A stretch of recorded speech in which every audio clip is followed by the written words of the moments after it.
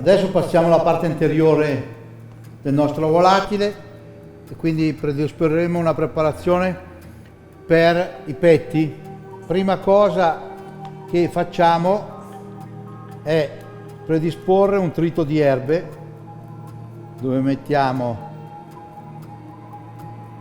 le erbe più classiche del nostro territorio, sicuramente il rosmarino per un pollo arrosto è il massimo, no? Quindi erbe spontanee e questo ci permette di avere una base di profumi importante e non ultimo il famoso prezzemolo che entra spesso nelle preparazioni mediterranee.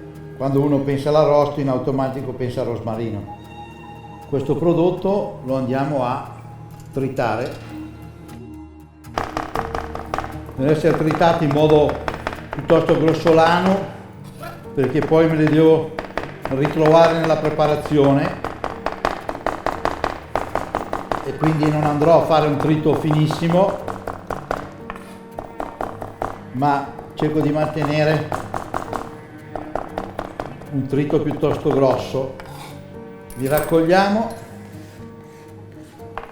e li inseriamo in una piccola bacinella.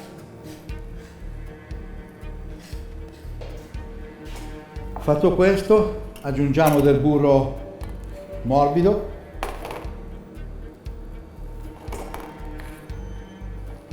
e andiamo ad amalgamarlo. Aggiungiamo un po' di sale in modo da condirlo. Abbiamo quindi la presenza di elementi aromatici.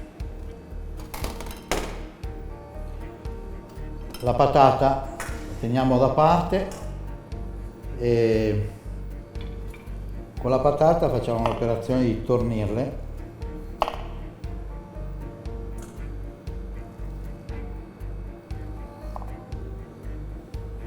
Due patate sono più che sufficienti. Cerchiamo di dare una forma regolare.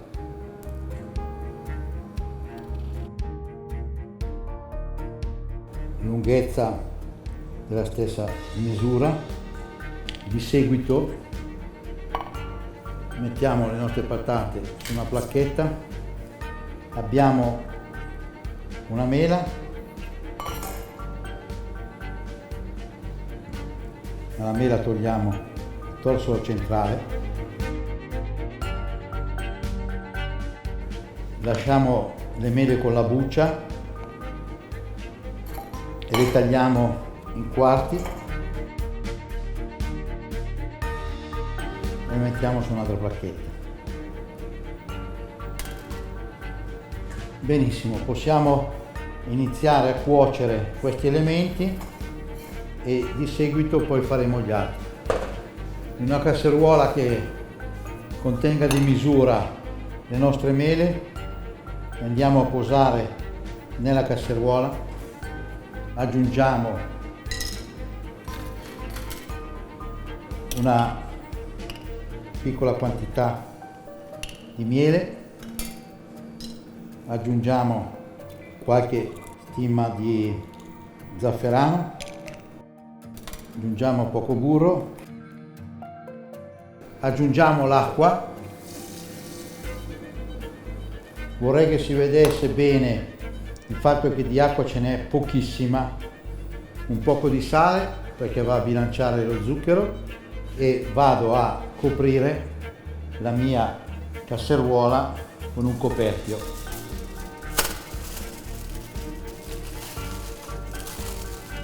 Facciamo bollire piano piano.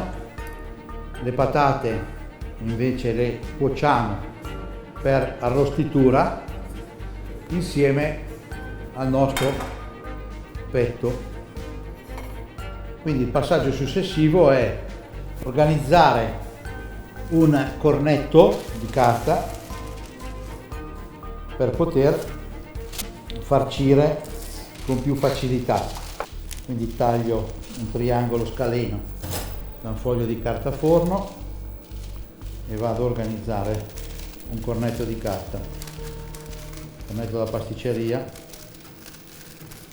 che va benissimo anche per queste preparazioni.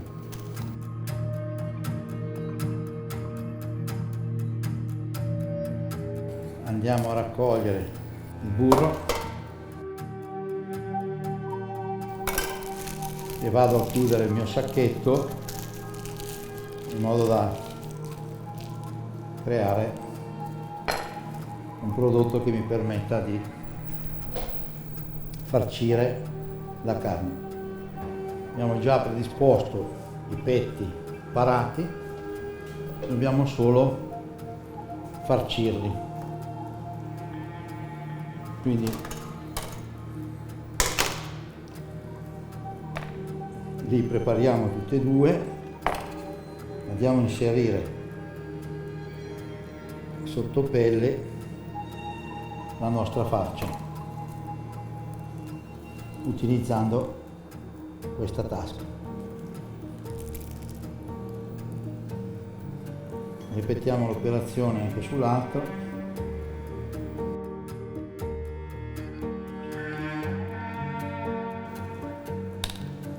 Vado a disporre bene la base di burro e erbe sul mio petto, utilizzando le mani per schiacciarlo in modo uniforme il più possibile sul petto e renderlo sottile.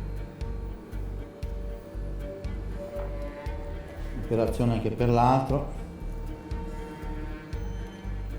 Benissimo, abbiamo già messo il sale dalla parte della pelle perché l'abbiamo inserito nel burro, ne aggiungiamo un po' anche da questo lato e andiamo a cuocere. Anche qua utilizzo del burro,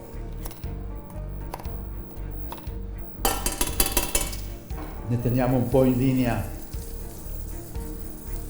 in modo da averne a disposizione e andiamo a cuocere i nostri petti inserendoli dalla parte della pelle. Devono cuocere lentamente, veramente lentamente. Le patate anche loro inseriamo in una casseruola un po' di fondo,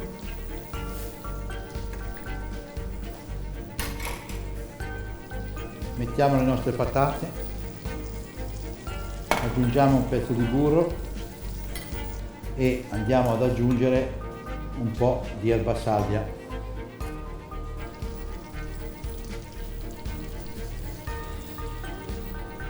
Il sale e le facciamo cuocere. Il petto deve essere ben steso in modo che si colori perfettamente la pelle.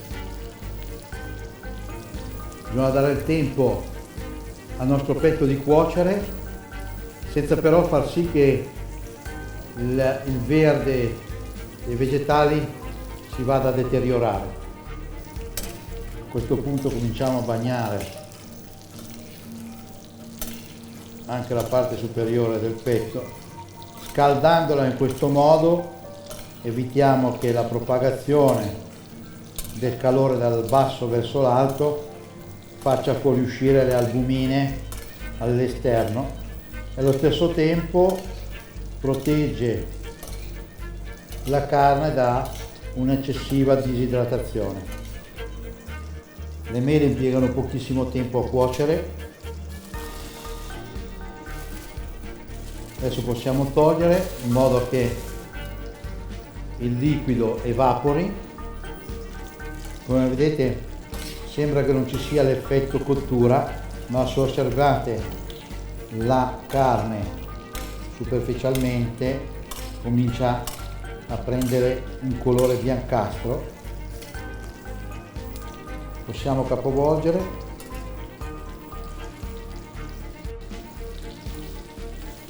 Dobbiamo far ridurre a zero il nostro fondo sulle patate. Quando è completamente asciutta o si sta asciugando, bisogna avere più accortezza. Andiamo a bagnare ancora un poco con del fondo e continuiamo la cottura. Quindi abbiamo le nostre patate che si stanno glassando, possiamo metterle da parte. Stessa cosa facciamo con le mele. Portiamo a cottura la nostra carne,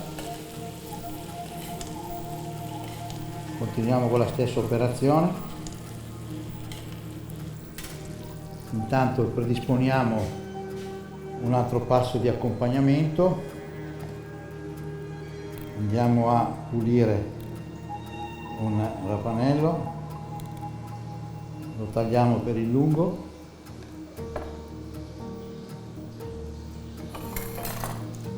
abbiamo un po' di misticanza di verdure e questi sono gli elementi che accompagneranno. Bene, a questo punto recuperiamo la carne e la mettiamo su una placchetta in caldo a riposare, in modo che abbia il tempo avrà il tempo di lasciare i succhi ad espandersi nelle fibre nel modo corretto, e ci organizziamo per la nostra preparazione finale. Le patate,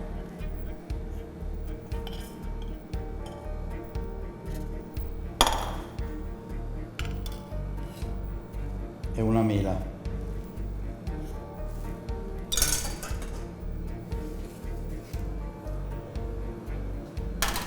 Anche loro lì un attimo.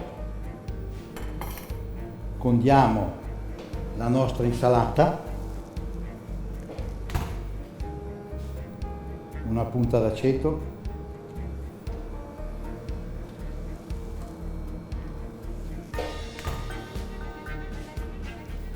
un poco d'olio extravergine di oliva, un poco di sale,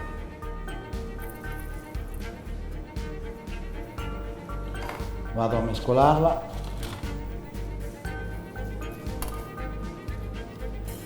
un piatto di servizio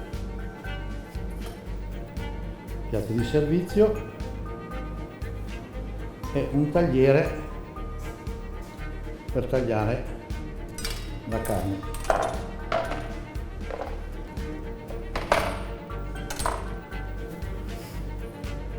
Nella nostra ciotola andiamo a disporre l'insalata,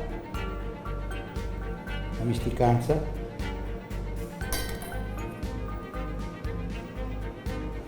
sulla misticanza posizioniamo i rapanelli, che è la parte di accompagnamento, ci portiamo i petti al passo per predisporli al taglio. Per prima cosa stacco il filetto del pollo. Secondo passaggio pareggio la base. Terzo passaggio è taglio la parte superiore e pareggio la base basale. Vado nel piatto con i due petti. Vedete, non so se potete notare, ma il verde è rimasto verde. Mettiamo la mela, aggiungiamo le patate,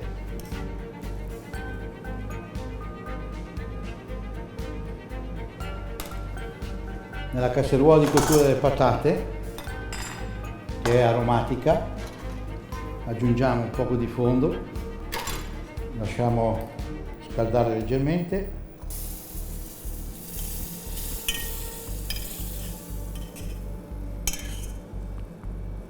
salsa al centro,